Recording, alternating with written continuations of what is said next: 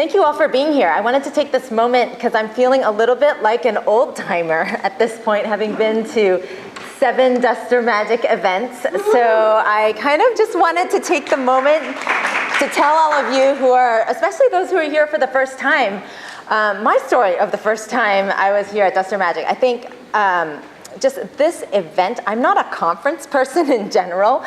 For the last few years, I've been home making these apps, but I made it a point to make it to Duster Magic every year, and it's really shaped how Duck Duck Moose is today. I just remember when Warren called me up, I was in my house, and he was basically calling to check to see if I was a real person, and if there were real people behind the app, Wheels on the Bus.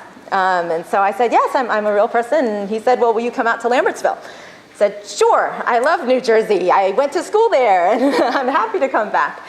And it was an amazing experience for me. I think I was, we had a 3-person company at the time, and I was a bit intimidated by, coming to this big event with people from the likes of Disney and Sesame Workshop and industry veterans like Aileen and Ann and Mark, and I was, but I learned so much, and I think we've really taken a lot of those learnings, and also, most of all, met people who have really helped us along the way. So just wanted to thank you all for that. And there are 2 memories that I remember from that specific time. One was this video that I showed. Can you show Danny what the bus is? Show Danny what the bus is. Let's go. The wheels on the bus. Where is it? Where's Wheels on the Bus? Where is it? Can you start Wheels on the Bus? Start it.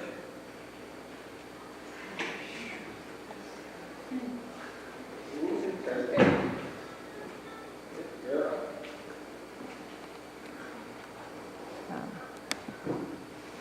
Yeah, so I showed that video this time because I heard a few wows, but when I showed it in 2009, the entire room was, wow, a 1.5-year-old can use a touch screen. They can use technology in this way. So clearly times have changed. You walk on an airplane, every single kid on the airplane has a touch screen in front of them. So in a short amount of time, I'm an old timer, but that was only 2009. A lot has happened. The other thing I remember from that time was I was saying, oh, the App Store is so crowded. There are 85,000 apps on the App Store. Last week, Apple just announced their 50 billionth download. So it's more crowded now. So I'd like to share our story, and as Warren mentioned, this has been a big year for us with lots of changes, and so I'd be happy to talk a bit about what the changes really look like from the inside. Our story is that I founded Duck Duck Moose with my husband, Michael, who's a longtime software engineer, and Nikki Gabriel, who's an illustrator and designer. And my background is in design and business. Started my career as an architect and most recently worked at the design firm IDEO. So heavily influenced by a human-centered design process whereby you work very closely with your customers, in our case, kids, and that informs the design. We did everything in the first 11 apps end-to-end ourselves, everything from the coding to the illustrations. I did the sound effects at the time and answered all customer support emails. And this is our portfolio of apps. They range from nursery rhymes, which are the entry point into Duck Duck Moose. These are, popular songs that have been reimagined for the touchscreen. And then we have creative play apps. These are more open-ended apps where children can create their own drawings and videos and animations. And then we have the early learning curriculum-based apps. And these are apps that we've worked with educators on. Some of them are aligned with Common Core standards. We have math and literacy apps. And one of the ones I'll demo later on today is a Duck Duck Moose reading app. So for many years, we were just 3 of us, and then we were 6, I think, last year this time. And since at the end of last year, we took our first round of external funding from 2 venture capitalists, Sequoia Capital and Lightspeed Venture Partners, as well as Stanford University for the Education Connection. And so our team is growing, and we now have 20 people with a few contractors, and this brings, I think, a lot of what we've been doing in the last few months is building the team and figuring out how to find the right people to join our team, because our company will be successful and live and die by the people that we hire. And you know, we've been focused on hiring people who are truly passionate about kids, and I think this is the most important thing for us. Everyone across our team, we're really excited to have experts in their field, whether it be animation or artists, or our office manager has worked with special needs kids, and so everybody that comes in the door and that really has that true passion, and I think that's something that we really look for in our team. Another thing is that we're looking for what I call T-shaped people. So these are people who have a depth of expertise in a core area, but then they can also work broadly across, collaboratively across teams, and this is critical for our design process, where we're very iterative and have to work, engineers and designers and artists are working very collaboratively together. And we've definitely, been learning a lot as we've been going through this process. We've had some missteps, had to course correct, but overall are just so excited about being able to have the team that we have. We've been trying a lot of different things, so everything from cupcakes to coloring pages and mailers and quotes about being a mom. You know you're a mom when going to the grocery store alone feels like a vacation, was one of our Facebook quotes. We've made Valentines, and I think we've experimented with different things. We've also made some mistakes. For the first time, we kind of did a very exciting countdown on Facebook to a launch, and then we actually didn't launch on that day.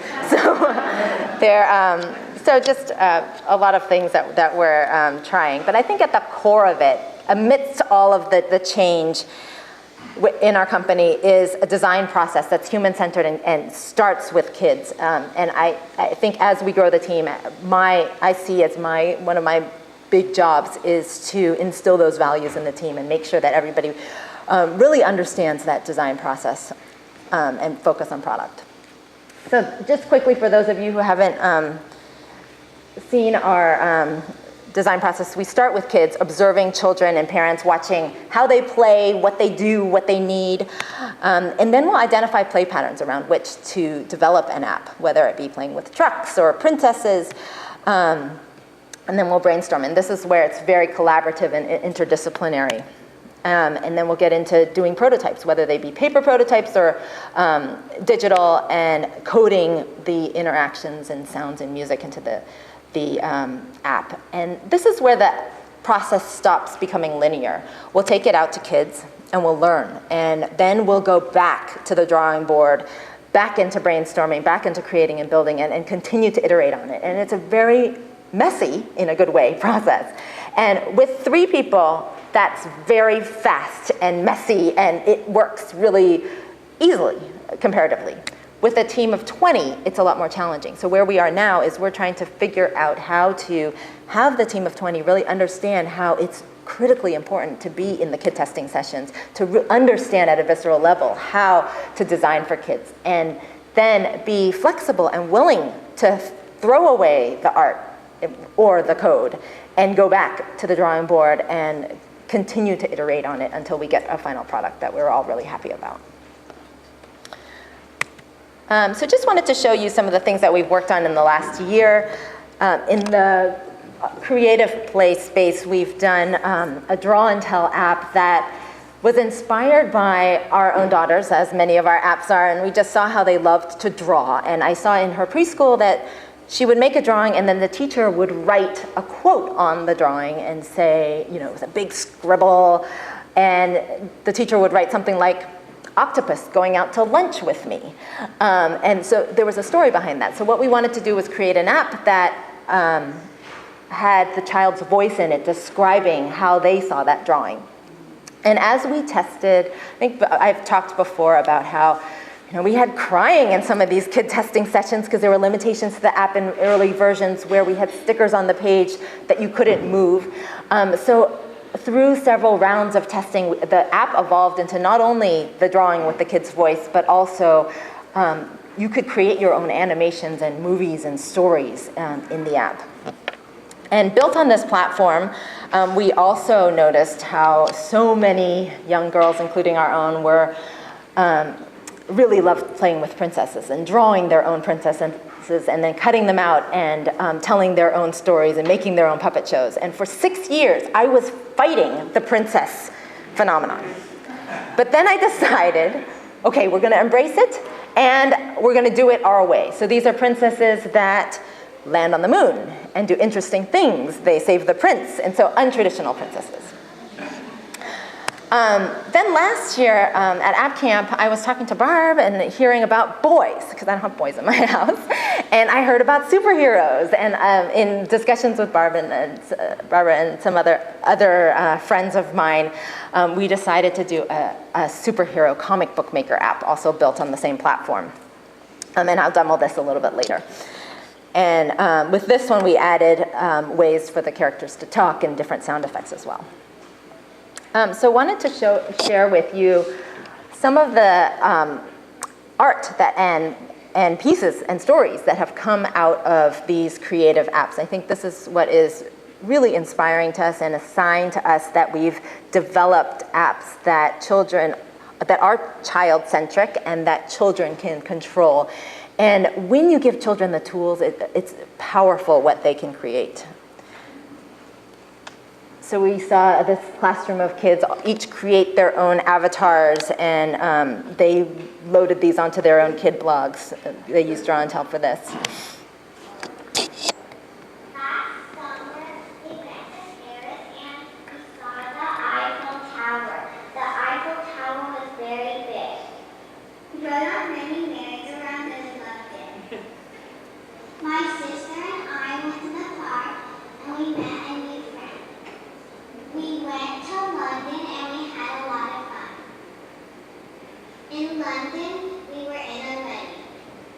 Just another example of how kids can express themselves in different medium.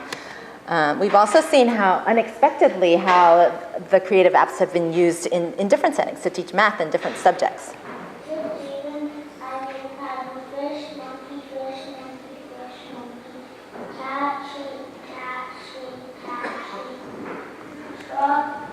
And this is a math story.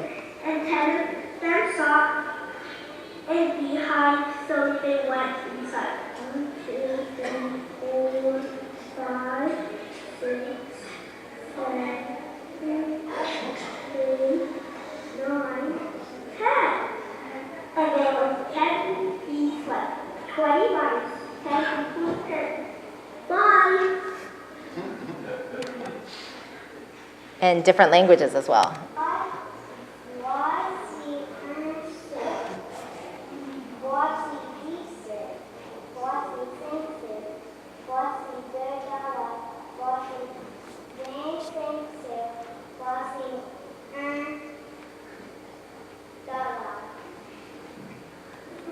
We've also seen it in some applications of literacy. This one's based on Brown Bear, Brown Bear. What do you see? I see a big fish looking at me. Big fish, what do you see? I see a goldfish looking at me.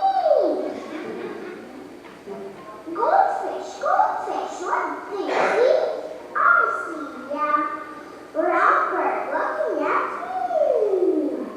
Brown bird, what do you see? I see a pink bird looking at me.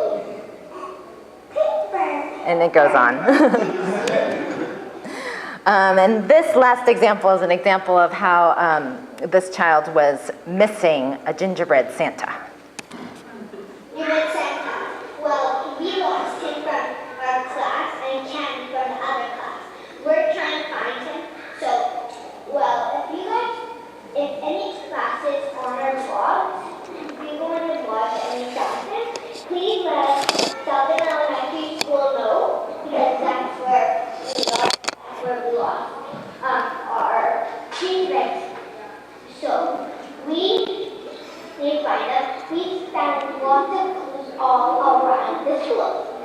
search all around the school. We searched every inch of the school, but we could not find it. So we need to find it. Great. So just to tee up a couple of the demos that I'm going to do, Duck Most Reading was one of the most robust curriculum-based apps that we had done. We built the analytics behind it to track the progress of the student, and for the first time had a reporting tool in there for parents so that they could see which 5 letters the student was working on and which ones they had mastered, and just at a high level, a snapshot level. And this covered all of the consonants as well as vowels, and had our Duck Moose characters in it as well. And then our most recent launch is More Trucks, the sequel to Trucks. So super creative naming there. And it includes 5 different activities, and I'll go over those as well. And thus far, we still have continued to focus mainly on product and haven't done any paid marketing acquisition thus far. But with the relentless focus on product, our word of mouth and cross-promotion has been very effective for us. So we've seen strong sales even just without any paid acquisition. And as an example, More Trucks, like the original Trucks app, outsold Angry Birds on the iPad when it was launched. Great. So just a quick demo of the superhero for those who haven't seen one of our creative apps. Thanks. So it includes, I think, over 50 coloring pages and background scenes, including different characters like monsters and dinosaurs and superheroes. So you can select one of the coloring pages, or select a different scene, different city scenes, space scenes, astronaut scenes. You can take one. You can also start with a blank sheet of paper or import a photo. And then you can just have, so when you tap on it, you can either resize, or you can also just, they make funny noises, sound effects. This is our favorite lollipop guy. And then you can record your voice. Record your voice. You can also move the stickers while you talk. 3, 2, 1, go! Hey, I'm at Duster Magic. I want a lollipop, I want a lollipop. So you get the idea. And then you can play it with the animations as well as the animations. And then you can see your different comics that you've created, and then you can string them together in a series of scenes. So you can take one of these. Yep. Just a note on design there. You see how she handled that when to record your voice? 3, 2, 1. So that's been a real challenge, because time is an abstract by nature, and you have to make something abstract concrete. And I've seen a lot of people handle that different ways. That's a good way to do it. It works. I mean, at the end of the day, what works is what you should do. But I'm sure you experimented a lot with how to mark the time when it's okay. Yeah, I think for kids, just being prepared, knowing when they had to start recording. Another example is, we took out most of the buttons in the main activity so that you could change the colors, and then if you wanted to have different options, you would touch the only button that was shown on the screen. And then as you use it, the navigation disappears. So for children in testing, this was really important so they wouldn't get stuck in the navigation. So going on to our reading app. This is an app that was developed with... So this was developed with an educator from Stanford who had worked in the New York City public schools for 8 years, kindergarten through 2nd grade, so she was very familiar with how things were taught in the classroom, but then also went back to Stanford to get her PhD and teaches at the ed school, so she knew from an academic perspective on curriculum design and really helped us understand Common Core standards and how to teach children some of these subjects. And so what she does is she comes into our offices and meets with the design team. So she meets with all of us, the artists, the engineers, product managers, everybody on the team that's working on an app, so that at the core of it, everybody understands the educational goals and how children are likely to understand them and learn about them. So because we find that innovation comes from when an engineer is in the code, or when an artist is drawing something, or an animator is animating something. So we really want everybody to understand the kid as well as the education as background. So you can choose a student. Give any monkey all the things that begin with the sound. So you can tap on the things and they will say the name. Dish, dish. Find the sound. Dog. Dress. Duck. And so right now we're just testing beginning sounds, but it also includes others. The letters that say, like, fox. Find the sound.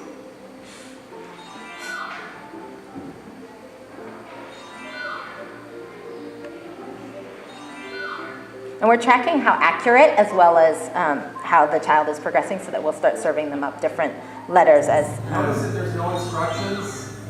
There's no adult saying, now do the thing, now do the thing, now do the thing. Just quiet. Begin with the sound. Like, ball. So you get the launch. Bone. Find floor. And they have the wrong one, the animal star. So this navigation is just for demo purposes. Slide the flamingos to spell the word nap.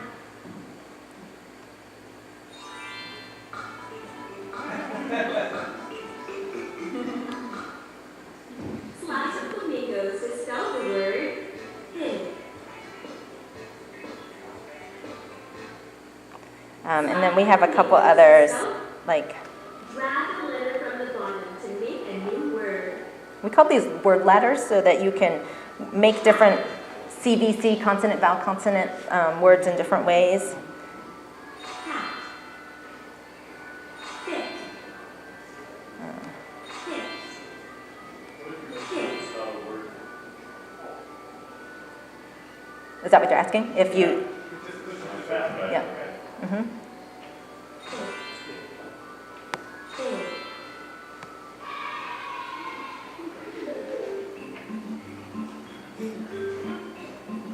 This is our Milo the meerkat.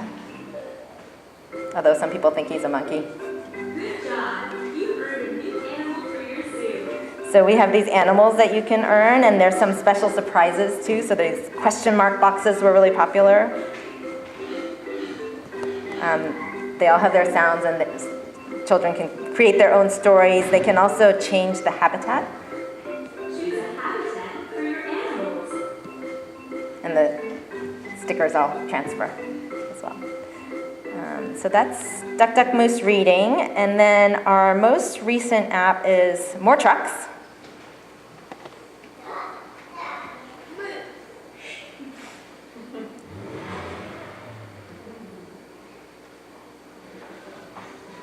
Welcome to More Trucks by Duck Duck Moose. So it includes 4 different activities. There's a couple that are building related, and then some just focused around certain trucks. And we asked a lot of boys which were their favorite trucks. We found out, for example, that flatbed tow trucks are all the rage, not just regular tow trucks, and that they liked certain types of cranes and monster trucks. And they had a lot of good commentary on all the details, including exhaust pipes and exactly how things should look. Can you just listen to the music for a second? And this is another way to embed something very subtly. You just listen.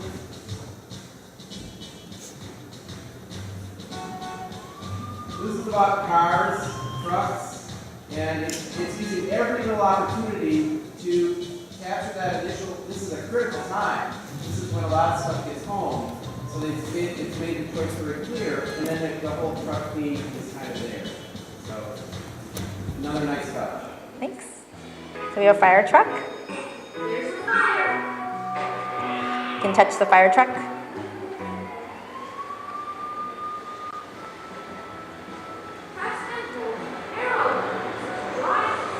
So then you can spray the water. You're looking for a fire, you can stop. You can honk the horn, spray the fire.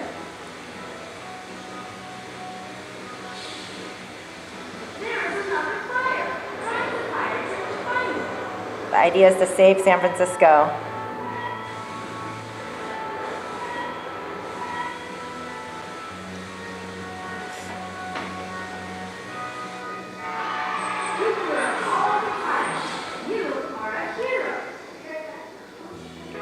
Yeah, we have a pterodactyl in there.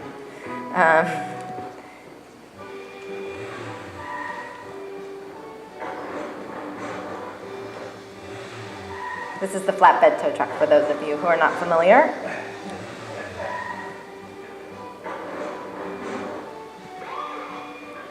And I'm tapping everything. I'm tapping to... And this was the first time we used a physics engine in our apps. So there was some learning there.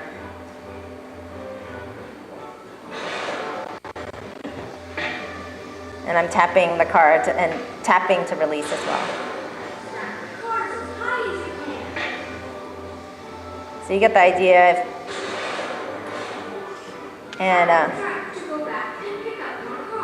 So you can keep on going and add to the pile. You can experiment with how the cars fall and all of that.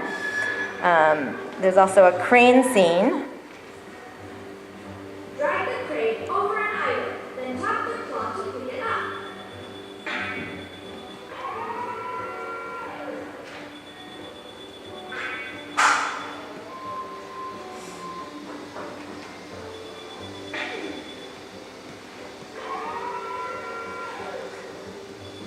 So you can eventually go through and add to the structure, and then you can also knock it down. Or you can have a bulldozer come through. And the last scene, which is also the most popular, is monster trucks. The duck truck.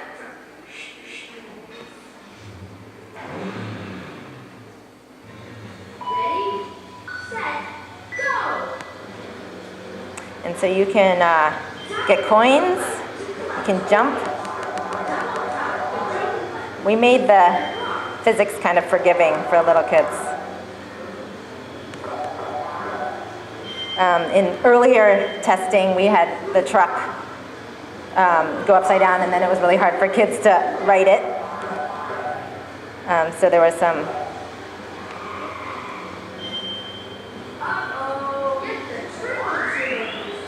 And certain things make you go faster. And you can, kids loved this, flipping. Like, so I'm repeatedly tapping the left up jump button.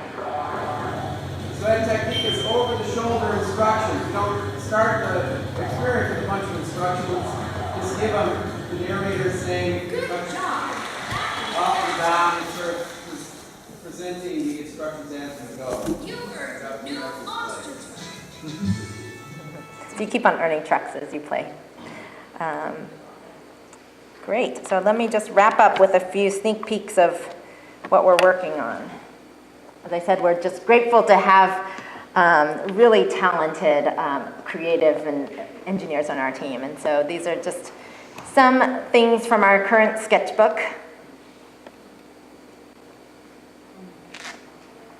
And they go through many, many iterations, and we've been testing with kids as well. So we test characters on paper with kids before it ever makes it into the code.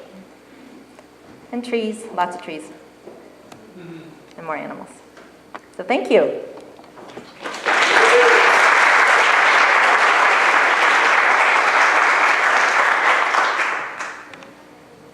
Any questions?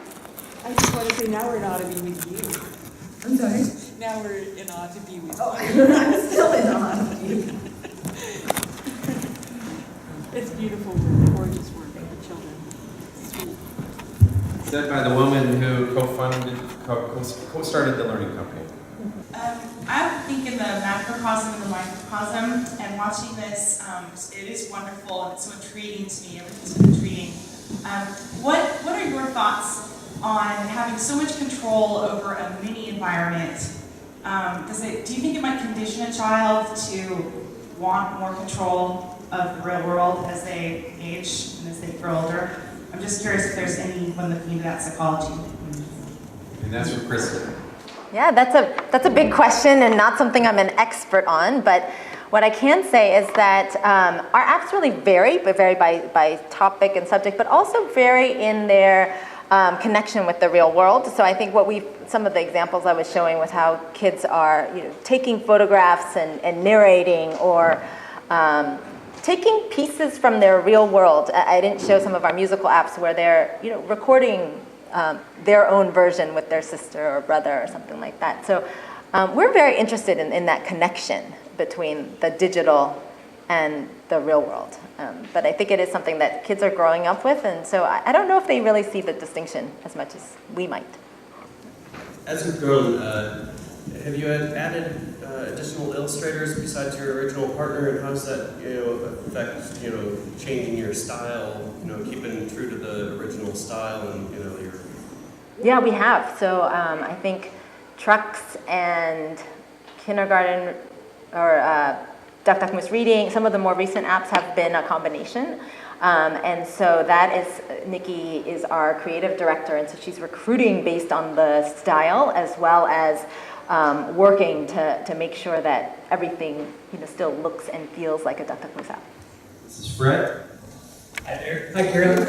Can you just talk about how do you choose which, for the curriculum-based ones, what you're going to teach and what you think is most important? Again, I want to ask about the social and emotional learning and whether you're considering anything along those lines. Yeah, so we would love to cover everything. We just can't figure out a way to scale that fast enough. So I think we tend to, we're starting with just some core concepts that we've heard from teachers or parents that they are really interested and feel like they need some scaffolding around. In terms of social emotional, we have one that's kind of dipping our toe into that, which is Peekazoo, where you can identify certain emotions on characters. There's a lot more room for things that we can do in that area, but yeah, very interesting. I think we've seen our creative apps being used with teachers in some of those areas as well. Hello, I'm from China. So first, I'd like to say that in China, nearly every parent who has an iPad would have the Duck Duck Moose app on their device. So I really love that. No, wait, just for the record. Say that again? Yeah. In China. In China, every parent that I know who has an iPad would have the Duck Duck Moose app. At least one. Wow, on their thank device. Yeah. So actually, I was very interested in the storytelling feature. It's like, training teaches how to start to talk. It's not a short-term process. It takes some time to get them to understand and start talking comprehensively, or at least a simple sentence. So I realized that, and you have a kind of, you're using the time feature plus audio instruction to get them start talking. So what kind of ability do you think is required for a baby to start talking on the app? Or do you think it needs a lot of involvement from the parents to help them get it done? Yeah, I think it depends on what age you're thinking about. I'm not sure if you're thinking about 1-year-old or if it's a 1-year-old, definitely I think the parent would be involved in the storytelling. We've seen a lot of co-play where the parent will say something and then maybe the kid will join in. The app is targeted really at 3 years old, 3 to 5 and up. So that's where we've seen the most usage with that feature in particular. First of all, I just want to make a comment just to encourage a little bit more dialogue about the real world connection. And my view on it is I don't think that kids are thinking they get more control over the real world. I see these as tools for helping kids make sense and understand even more so the things that are happening around them. So that's just my view on that. But my question is, in the literacy app that you demoed, we saw how if you get a wrong answer, it sort of springs back, and there's not a response. And I think we see that mechanic in just simple tools, where you use a tool in the wrong way and it springs back. And what I've heard from advisors that I work with is that wrong answers is an opportunity for giving specific feedback in curriculum-driven activities. So I'm just curious how your advisors have approached that in those kind of instances. Yeah, absolutely. That's something we're working on for the next title coming out, and definitely considering for updates to this one. It was a scope issue, I think, on the reading app. But in general, we try to also balance it between having a neutral response as opposed to something that almost might be more fun for the kid to trigger. So we didn't want to get some false negatives just by, if it was something where the character was just kind of being funny or saying no, kids might be tempted to trigger that. So we wanted to stay away from that. But I think absolutely having a more sophisticated feedback in helping them learn what would be the right answer is something we absolutely agree with. Hi, Sarah. I was wondering if you could talk about your design process, the early steps where you're observing families. Are these people you know, or you can bring these strangers? Do you go and knock on their door? Yeah, so we started out with our own kids 4 years ago when we started the company, and then we branched out to friends of friends, and then friends of friends of friends, and now we test in schools, in museums, we just out in the community. We post and recruit for that. I get the question from indie developers a lot, like, how do you afford to do it? We've actually never paid for kid testing, because I think parents and kids are really interested to come either to our offices or meet with us, and I'm happy to give them a little, I have a short presentation for classrooms on how to make apps, and we do that sometimes, and so we just like to be involved. Always impressed with the quality of your apps. Can you share what's the range of your production budget per app? It's in flux right now. We're just trying to figure that out with the new team. When we were bootstrapped as a small team, the fastest we ever did it was 5 weeks end to end with 3 of us, which was Itsy Bitsy Spider. That's really hard to do now with the bigger team. And also, as I think I was saying on the panel, the bar for quality is, the sophistication of apps of a $199 app is much higher these days. So the newer apps are much more sophisticated than some of our earlier apps, like with the physics engine and more sophisticated educational components as well. And so I think it ranges. I think our average was about 3 months before, and we're just trying to figure out with the new team how to, as we get them up and running, what our standard run rate will be. So how do you balance the entertainment and the educational benefits in the end? Yeah, I think it depends on the app that we're doing. We know that we do focus on kids and their engagement in the app. So some of our apps are more traditionally educational, like the curriculum-based apps. Some of them are more creative, and some of them are more, just pure play. But we feel that kids learn through a variety of different ways, and that's what we'd like to support. So it kind of depends on how you define education versus entertainment. I think all of our apps, we really want kids to be engaged and to be, leaning forward and immersed in the app. Thank you. It looks awesome as always. One of the many, many things that I love about you guys is that you've been able to live in a whole magical environment, and I think that that's really exciting. And I'm curious what you're thinking now that we're seeing the adoption of tablets in schools. Do you think that people need to be doing separate product for schools, or whether you are maybe a mix, or whether you hope to keep this sort of 360 experience? Yeah, I think we're still learning a lot in that field, and I'd love to hear from educators on some of their needs. We're still asking a lot of questions around that, and there's some concrete things, like for our reading app, for example. Right now we only support 5 users. We would need to support more users. Simple things like that we can absolutely do. What we don't really know is how do we reach the teachers? We're not going to have a sales force. We're not going to be. We're not a big publisher, so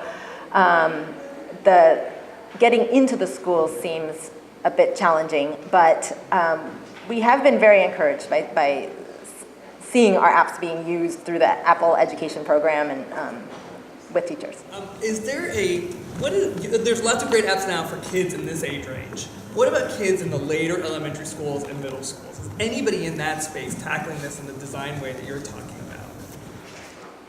Yeah, I mean, there's some very interesting apps. I think DragonBox is one that comes to mind offhand. There's some that are, I can't list them off the top of my head. We have them on our iPad. There's some very good work, I think, being done for older children as well. You said past, present, and future, and for the future, you showed us some sketches, but where do you think you're going to be in 3 or 5 years? What's the vision for this?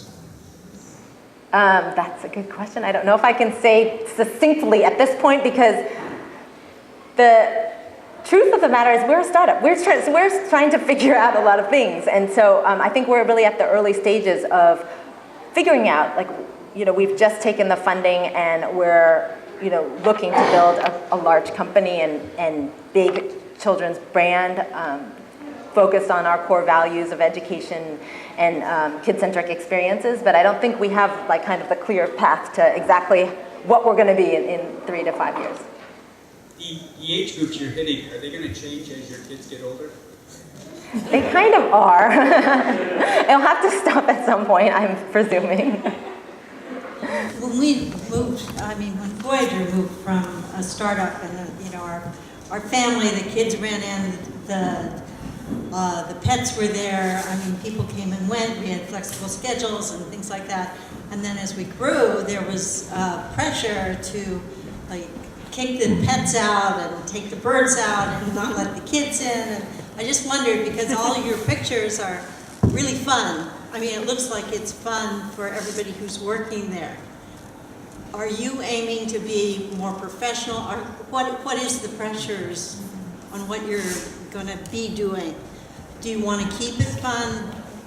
What is that? Yep. At the core of it, we were founded as a business for kids and families. So that is a core value for us across all dimensions of our company. I think that's when you see kind of some of the crazy pictures. Of course, now we're not working in our house. We have an office. So things are a bit different. But at the core of it, we do want to keep it, because the people who are going to be wanting to work with us and the best to be on our team are going to be parents and people who love kids. So absolutely. Are kids in the office? Absolutely. We have a kid testing room, but we don't always do all of our testing there because it's not their regular environment to be, but it's more efficient for us to bring kids in. We have kids in almost every day and definitely multiple times a week. Serena has lots of war stories about kid testing. I think she's pioneered a Meet the Artist program where they come in, they test for us, and then they get to meet the actual artist who made the thing that we're testing. So kids are heavily integrated, and my daughter, at least for the moment, says, when I grow up, I want to work for Duck Duck Moose, if it's still around.